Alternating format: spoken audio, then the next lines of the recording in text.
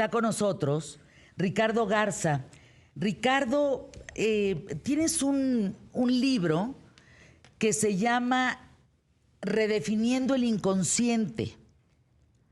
Redefiniendo el inconsciente tiene que ver con esto de las emociones. ¿Tú crees que debemos desprogramarnos evolutivamente para volvernos a programar?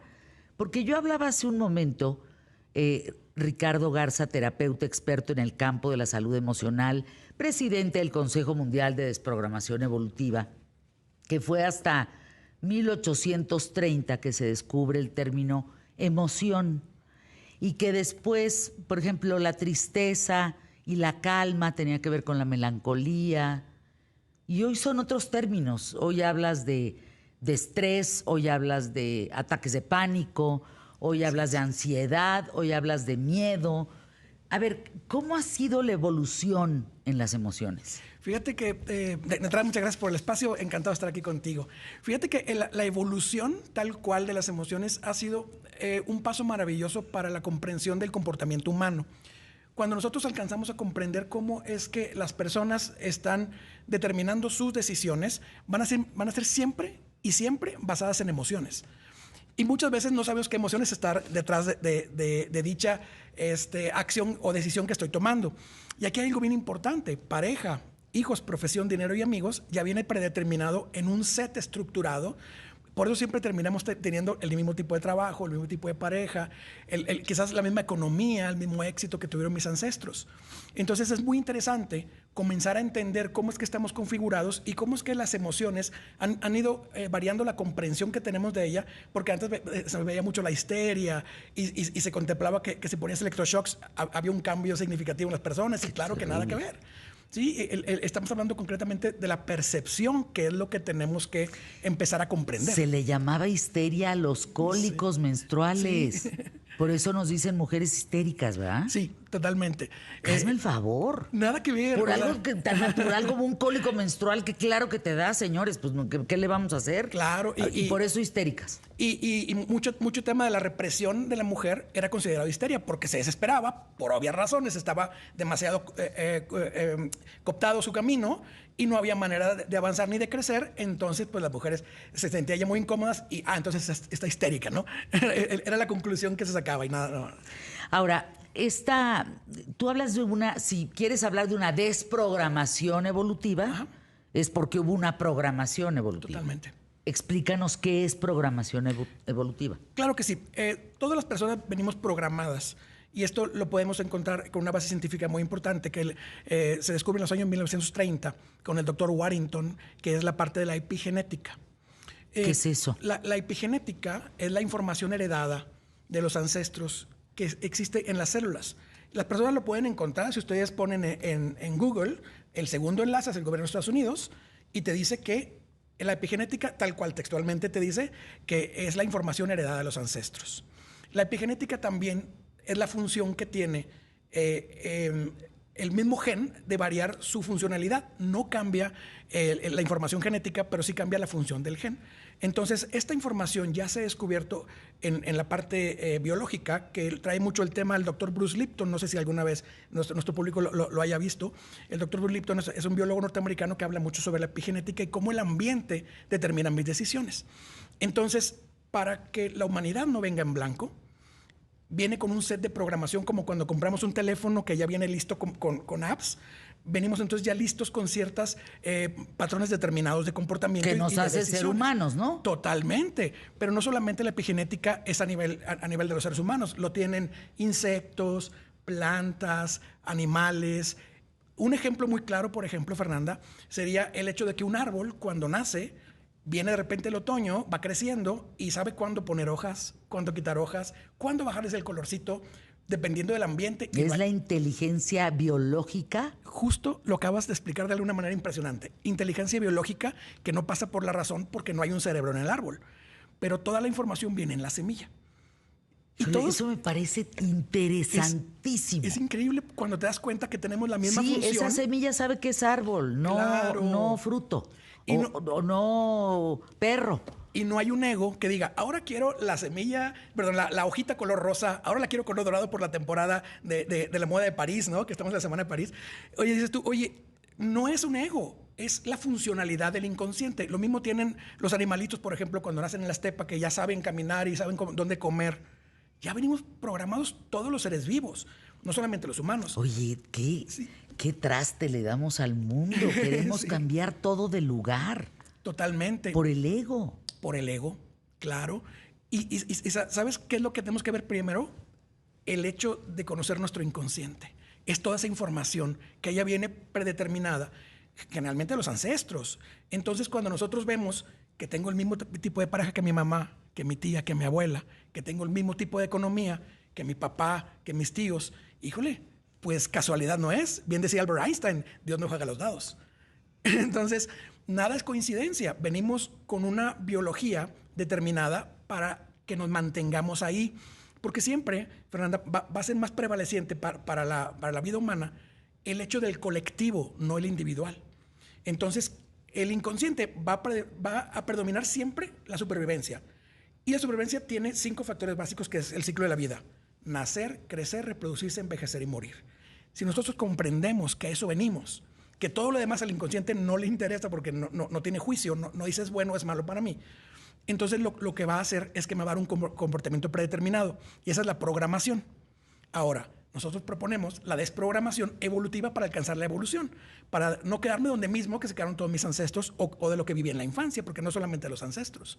Es aprendizaje biológico desde los ancestros, desde la concepción, la gestación, el parto y la infancia hasta los 7 años. A partir de ahí, todo es repetición.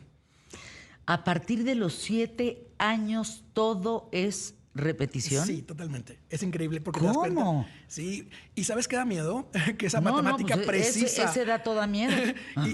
y más miedo da cuando te das cuenta que esa matemática precisa.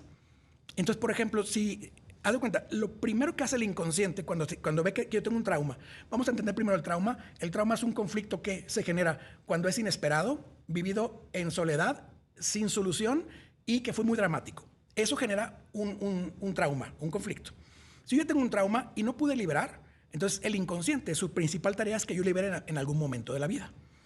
Pero como carecemos de la enseñanza para hacer introspección, Fernanda, y esto es bien importante entender, que nos han enseñado cómo funciona todo lo exterior, pero no todo lo interior. Entonces, como carecemos de esa parte de nosotros que nos dice, oye, échate un clavado para ver qué está pasando, porque todas tus reacciones son un mapa que podemos leer, entonces el inconsciente te vas a dar cuenta que el inconsciente está estructurado de tal manera que si a los 5 años me pasó algo, a los 10 me va a pasar algo similar. Diferentes personajes, diferente escenario. Hasta que le des la vuelta. Hasta que logres quitarlo. Si no, se somatiza. Si no, se hereda a la siguiente generación. Y ahí venimos cargando broncas eternas de conflictos. Y hay una investigación científica muy importante que viene en la revista Nature y que nos dice que el trauma viene transmitido por los padres en el semen, en la parte del RNA, el ARN, que es en español, no el ADN, sino el ARN, viene en la revista Nature explicando cómo es que el trauma se pasa a las... ¿Del papá? Del papá hacia las siguientes generaciones. ¿Y la mamá qué transmite? La mamá transmite toda la parte emocional. Desde el momento de la concepción se van grabando en la biología del niño todo el ambiente que nos genera las emociones que tiene la madre durante la gestación, la infancia, hasta los 7 años. A ver, dice Estefanía Cárdenas, que le mando un abrazo. Fer, uno de los libros más vendidos en este 2024 es sobre epigenética. Sí. Se llama Este dolor no es mío. Sí. Y hace mucho sentido con el tema. Sí, hoy mismo compro el libro del que están hablando, me va a servir mucho. Sí. Mi próximo libro, dice ella, profundiza en emociones. Este se llama Definiendo el inconsciente. Vamos al corte, regresamos aquí en ¿Qué tal, Fernando? Ahorita entró, primero me escribe Estefanía, yo ya compré el libro, entré a Amazon, le puse Redefiniendo el inconsciente de Ricardo Garza, que es tu invitado el día de hoy. Y ya, me llega el viernes. Cómprenlo. Redefiniendo el inconsciente. Hay que leer esto para entender un poco qué es esto de reprogramarnos. Hace un momento entró Santiago Bissell, que está ahorita produciendo el programa ¿Qué tal, Fernanda? Porque la productora va en camino a Tlaxcala porque vamos a transmitir desde allá mañana con todo el equipo de Pascal y de Andrea y demás. Y te dice, a ver, ¿te entendí bien, Ricardo? Es como si hay un Ricardo primero y yo soy el Ricardo tercero, ¿yo voy a cargar con cosas del primero y del segundo? Sí, totalmente. Totalmente. Hay un estudio que hizo un psicólogo francés llamado Marc Fréchet, donde hace un estudio que se llama línea de afinidad. Esta línea de afinidad nos dice que hay 5 razones por las cuales podemos repetir las historias de un ancestro. Aquí es importante también acotar que puede ser exactamente igual o completamente opuesto. Fréchet es el de empoderamiento. No, es Freisner. Exactamente, es Perdón, Freisner. perdón, Así es. me sonó una cosa con la otra. Sí. Discúlpame. Sí, Marc Fréchet lo que te dice, personas que tengan parecido físico. Ninguna pesa más que otra. Personas que tengan parecido físico. Personas que tengan el nombre igual o similar. Por ejemplo, Roberto, Alberto, pues fonéticamente es muy similar. Salvador y Jesús, en el simbolismo es exactamente lo mismo. María. Joaquín y Santiago. Joaquín y Santiago, exactamente. Entonces, ya sea nombre igual o similar, como Mario, María, Marta, que solamente varía una letra, por la I, por la T, viene siendo exactamente lo mismo. El inconsciente toma de ahí la fuente de donde va a agarrar los programas para poder sobrevivir. Entonces, son 5 puntos. Es el nombre, el parecido físico, la fecha de nacimiento. El santoral es increíble porque el santoral viene marcado cómo te deberías de haber llamado de acuerdo al inconsciente colectivo universal. Es increíble. Y luego tenemos también el número de hijo. El hijo 1 con el hijo 1, el hijo 2 con el hijo 2, el hijo 3 con el hijo 3. Entonces, al final de cuentas, nuestra vida está estructurada para que podamos sobrevivir de acuerdo a lo que ya le funciona a los ancestros. Pasa en toda la vida, ¿no? En todos los seres vivos. Entonces, ¿qué sucede? Que lo que me hace único es que tengo un pedacito de papá, un pedacito de mamá, un pedacito de mi abuela materna, un pedacito de un tío. Y es como si fueran armando un pequeño rompecabezas con piezas de información de todos lados y crean un ente único. Se crea un ente único. Que por eso 2 gemelos idénticos jamás tendrán el mismo destino porque tienen nombre diferente de entrada, ¿no? Entonces, el destino pueden coincidir en muchas cosas, pero las decisiones no van a ser las mismas. Y en el caso de la adopción que se ha encontrado. Maravillosa pregunta. En la adopción hay algo bien importante. El matrimonio equivale a una adopción. Desde el inconsciente, no en la vida real. En el inconsciente, ¿por qué? Porque nadie está en mi propia vida y me va a estar aplaudiendo Sigmund Freud desde la tumba. Nadie tiene una pareja que realmente sea ajena a mi propia historia. Entonces, hay algo bien importante aquí, que la persona que tengo enfrente, por eso decimos mi pareja, mi espejo, porque la persona que tengo enfrente trae la misma información que yo, que mi propia familia, si no nunca hacemos match. Entonces, por ejemplo, cuando yo adopto a alguien o tengo a alguien a largo plazo en mi vida, amistades, parejas, adopciones, vamos a encontrar entonces que vamos a compartir la misma información. Exactamente igual. Exactamente, pero ya viene desde antes. Exactamente igual o completamente opuesto. Es decir, que por automático, una persona que venga lista para una adopción ya viene con herida de abandono y probablemente con herida de rechazo. Entonces, ¿qué vamos a encontrar en las polaridades de ese programa? Porque todos los programas tienen las polaridades. Abandono es siempre me dejan. Y luego la polaridad opuesta, y esta es maravillosa porque te va a dar a entender muchas cosas. La polaridad opuesta del abandono es la sobrepresencia. Si ustedes lo ven en pareja, es que siempre me abandonan. Y luego tienes uno que nunca se va y que te es hartante, te das cuenta que es la misma historia. Que es la idea de abandono solamente. Eso es por lo opuesto. Sí, pero es el mismo programa. Fíjate, me recordaste un caso en Estados Unidos que algún día ojalá Emilio lo platique aquí. Es una mujer que adopta a una niña en Estados Unidos. Y conforme crecen, ¿quién sabe qué pasa en la información de la vida de la mamá? ¿Quién sabe qué pasa en la información que trae la niña? Que acaban en juicio en Estados Unidos cuando ella cumple mayoría de edad para disolver sí o sí la adopción.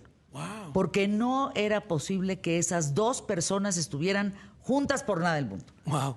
No había nada en común. Nada en común. Desde niña, desde bebecita. O sea, y fíjate que debe estar en opuesto. En polo opuesto. En polo opuesto todo el tiempo. Entonces, dicen las leyes universales, y esto es maravilloso, que todo tiene 2 polaridades y que cada polaridad es lo mismo pero en diferente grado.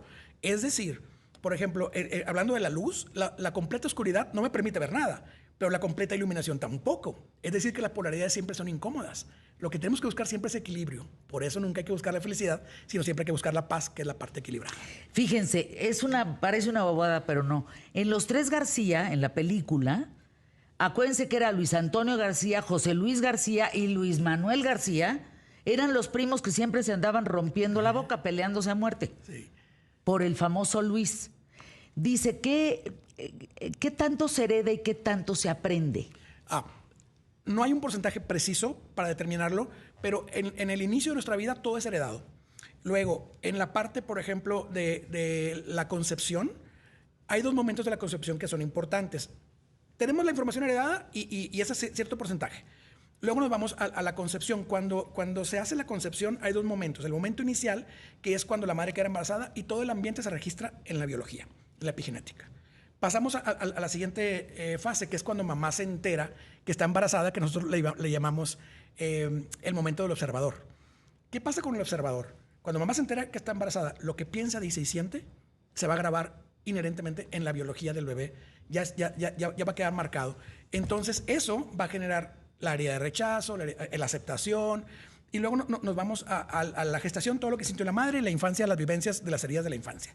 Pero si lo diviéramos así, pues bueno, sería una cuarta parte. Pero en realidad maneja más el inconsciente heredado que el propio. Es decir, que la decisión de pareja siempre es del inconsciente heredado. La decisión de los amigos que tengo, cuántos hijos tengo, en qué momento de mi vida los tengo y con quién me caso, es heredado también. ¿De los amigos? Sí, hasta los amigos. ¿Cómo? Sí. ¿Y entonces qué estamos haciendo aquí tú, esperando a que nos llegue? Digo, perdón que lo ponga de manera tan... Claro. O sea, entonces, ¿qué estamos papaloteando esperando a que nos pase lo que nos tenga que pasar? Lo que calculamos, sin que sea una medición real, lo que calculamos es que tenemos un 5% de libre albedrío. ¿Me explico? Entonces... ¿Qué, Ricardo? Tal cual. Por eso promovemos tanto el aprendizaje de las que personas puedan interiorizar y puedan aprender el cómo darte cuenta de qué es mío y qué no, quitármelo de encima y poder avanzar con mi vida. O sea, es increíble las cosas que repetimos. Porque es una pérdida de tiempo. Totalmente. Y es un loop, todo el tiempo estamos dando vueltas. Ni siquiera es un círculo ni vicioso ni virtuoso, es un círculo como tal. Es lo peor, que ni siquiera es vicioso ni virtuoso, o sea, no te ve a ningún lado, ¿no? Pero a ver, ¿esto que estás diciendo es una evidencia científica o es una evidencia anecdótica? ¿En qué sentido? ¿En todo lo que explico? Sí, porque dice, por ejemplo, la científica es a través de repetibles, ¿no? De estudios controlados, de verificados, de una comunidad científica, de métodos objetivos, etcétera.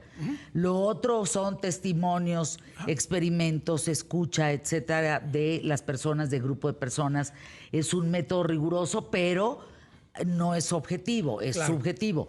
Lo que tú planteas en tu libro, Redefiniendo el Inconsciente, hemos logrado descifrar el destino y la forma de cambiarlo. Exacto. Editorial Urano, de Ricardo Garza, que eres tú. ¿Es científica o anecdótica? Totalmente científico.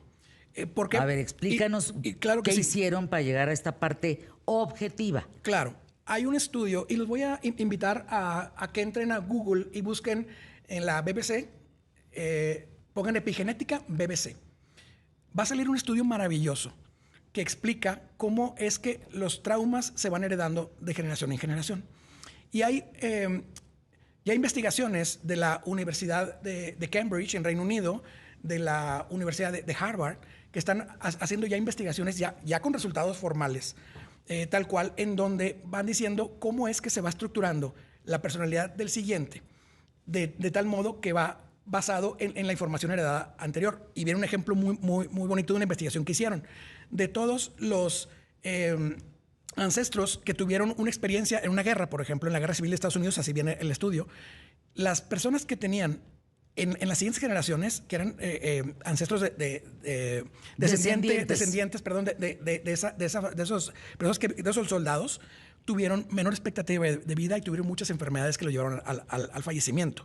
Entonces, ¿qué es lo que encontramos? Que ya está sostenido en base ciencia todo el comportamiento humano. El punto es que no sale tan popular. Por eso estamos haciendo un gran esfuerzo nosotros para que la gente se entere de que todo esto está saliendo. Yo le dije a Ricardo, Ricardo, vienes una vez al mes. A veces vives en Monterrey, a veces en Ciudad de México. Ya estás cerca de Grupo Carso porque vienes mucho a conferencias, a presentar tu libro. Vente media hora, una vez al mes, a platicarnos de esto. Me parece muy importante. Y resumiría lo que dice Jacobo. No es Joaquín, es Jacobo y Santiago. Jacobo y Santiago es el mismo nombre, no es Joaquín, me equivoqué. Es Jacobo y Santiago. Si mis ancestros tenían sus problemas, ¿yo por qué chingados tengo que cargar con sus cochinadas? Ese fue mi aprendizaje de hoy. Estoy de toda la razón. Sí, no. Es que depende de cómo lo veas. Lo que pasa es que si no cargáramos con esa información, no podríamos ser funcionales en la vida. Venir en blanco no es una opción. ¿Me explico? O sea, yo no puedo decir, hoy en día con esta información sí puedo seleccionar. A ver, danos tus datos para que se comunique la gente que quiera terapia, ¿no? Que quiera hablar contigo. Sí, claro que sí. Ricardo Garza MX en todas las redes sociales, www.desprogramacionevolutiva.com. Anuncios QTF. Gracias, Ricardo, y hasta pronto. Sí.